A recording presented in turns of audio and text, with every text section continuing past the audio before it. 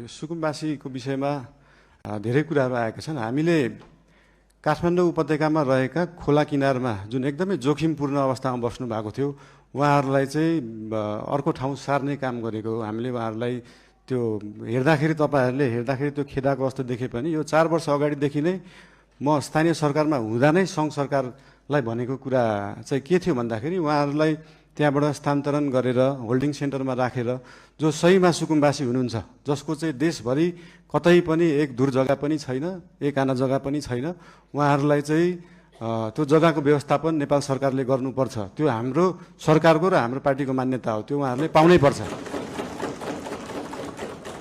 तर काठमाडौँ उपत्यकामा बसेकालाई किन एकदम प्रायोरिटी दिएर हटाइयो भन्दाखेरि विगतका धेरै वर्षहरूमा बाढी आउँदाखेरि उहाँहरूको घर डुबानमा पर्ने र उहाँहरूको स्वास्थ्य अवस्था पनि एकदमै नाजुक थियो। उहाँहरूको सेनिटरी अवस्था, उहाँहरूको त्यो वासरुम टोइलेटको व्यवस्था त्यसको निकासा सिधै खोलामा थियो र उहाँहरूबाटै निस्केको त्यो फोहोरको दुर्गन्धले फेरि उहाँहरू नै बिरामी परिराख्नु भएको थियो।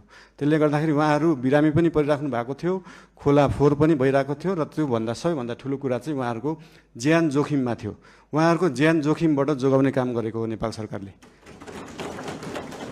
र जहाँसम्म उहाँहरूलाई जग्गा व्यवस्थापन गर्ने कुरा छ त्यसको निम्ति भूमि सम्बन्धी हाम्रो समिति पनि बनिसकेको छ। हाम्रो मन्त्रालयले काम गरिरहेको छ, 2-3 मन्त्रालयले यो विषयमा काम गरिरहेको छ। अस्ति अर्थमन्त्रीज्यूले पनि यही आर्थिक वर्षभित्र हामी यो गर्छौँ भन्नुभएको छ। यसको लागि जति समय लाग्छ त्यति समय लाग्छ, हतार गरेर हुँदैन। यो चिजलाई चाहिँ जति समय लाग्छ, 35 वर्षमा नभएको चिज 35 मिनटमै नखोजौँ, त्यसलाई अलिअलि केही समय लाग्छ। र लिपुलेक लिम्पियाधुराको बारेमा उहाँले सोध्नुभयो, अघि पनि भनिसके। यो चाहिँ डिप्लोमेटिक रूपमा टेबल टक। तपाईँहरूलाई एउटा कुरा अचम्म लाग्छ होला, मैले पनि अस्ति प्रधानमन्त्री भएपछि नै थाहा पाएँ, भारतले नेपालको जग्गा मात्रै होइन, नेपालले पनि भारतको जग्गा धेरै ठाउँमा मिचेको रहेछ।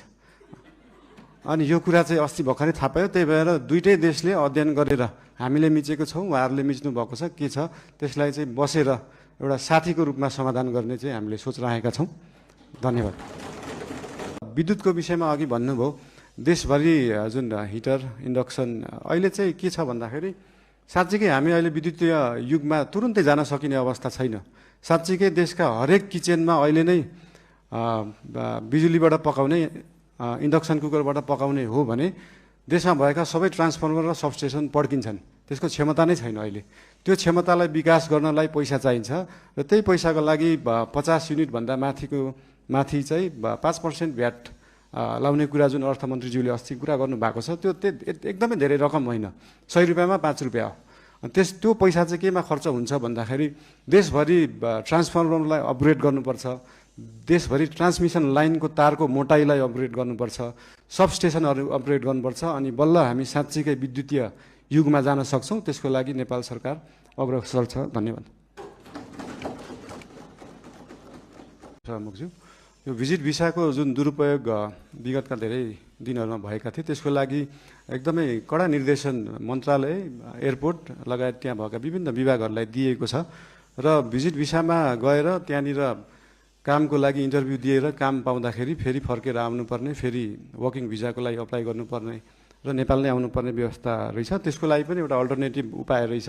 भिजिट भिसामा गएर उहाँहरूले त्यहाँनिर काम गर्न खोज्नु भएको छ भने त्यसलाई वर्किङ भिजामा उतै बसेर पनि कन्भर्ट गर्न सकिन्छ। यसको लागि श्रम मन्त्रालयले विभिन्न क्षेत्रहरूलाई समेटेर यसको व्यवस्थापनको लागि काम गरिरहेको छ। यस विषयमा थप केही जानकारी चाहिएमा श्रम मन्त्रीज्यूसँग पनि लिन सकिन्छ, श्रम मन्त्रालयसँग पनि लिन सकिन्छ नै।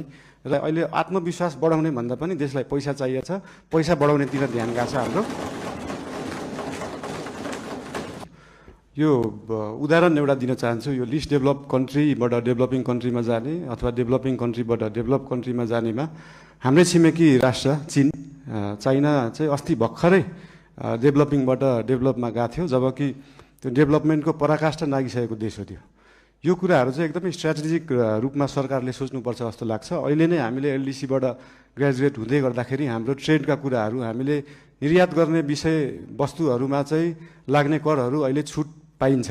हामी चाहिँ निर्यातमुखी हुनुपर्छ। देशमा उत्पादन भएको चिजहरू चाहिँ विभिन्न राष्ट्रहरूमा हामीले एक्सपोर्ट गर्न पाऊँ भन्ने हिसाबले 2 वर्षलाई त्यसलाई टारेका हौँ। त्यसलाई अहिले आत्मविश्वास बढाउने भन्दा पनि देशलाई पैसा चाहिएको छ, पैसा बढाउनेतिर ध्यान गएको छ हाम्रो। मान्य सदस्यज्यूले भन्नुभएको धेरैजसो कुरालाई चाहिँ मैले सल्लाह र सुझावको रूपमा लिएको छु र मानव अधिकार आयोगको प्रतिवेदन मात्रै नभएर 23-24 गतेको मात्रै नभएर विभिन्न कालखण्डमा धेरै आन्दोलनहरू भएका छन्, धेरै दमनहरू पनि भएका छन्। विभिन्न कालखण्डमा भएका आन्दोलनहरू, र्यालीहरूमा भएका कुराहरूको प्रतिवेदनहरू धेरै छन्। एउटा मात्रै प्रतिवेदन छैन मानव अधिकार आयोगको र विभिन्न आयोगहरू पनि गठन भएका छन् विभिन्न कालखण्डमा।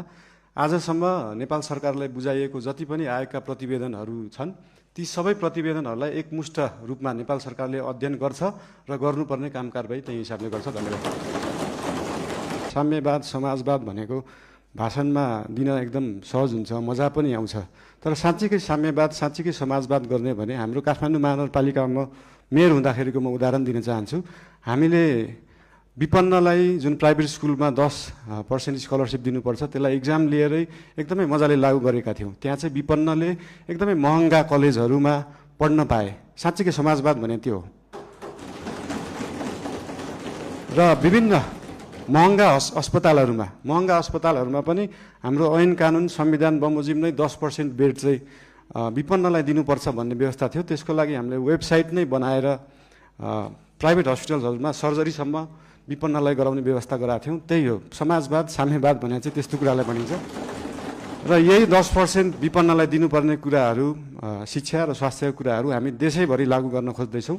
यसको लागि विभिन्न जिल्लाहरूमा विभिन्न स्थानीय निकायहरूमा यसको लागि हामी सहकार्य गर्दै जानेछौँ। संविधानमा लेख्न त लेखियो फ्री शिक्षा, फ्री स्वास्थ्य, तर सरकारको बजेट त्यो छ कि छैन भन्ने कुरा सोचिएन।